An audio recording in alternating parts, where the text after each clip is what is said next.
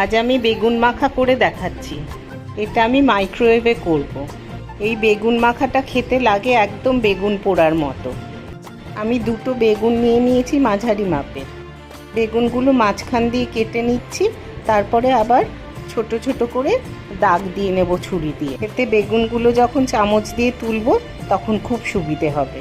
বেগুনগুলোকে একটা মাইক্রোওয়েভ পাত্রে রেখে 8 মিনিট হাই পাওয়ারে দেব, মানে যেভাবে আমরা খাবার গরম করি ঠিক সেইভাবে।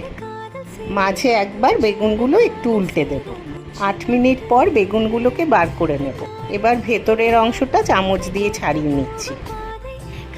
চামচ দিয়ে বেগুনগুলোকে ছাড়িয়ে নিয়ে এবার সর্ষের তেল, পেঁয়াজ কুচি, কাঁচা লঙ্কা কুচি আর পরিমাণ মতো নুন দিয়ে মাখবো। ধনেপাতা কুচি দিলেও খুব ভালো লাগে, কিন্তু আমার কাছে ধনেপাতা ছিল না, তাই দিইনি। রেডি হয়ে গেছে আমাদের বেগুন মাখা।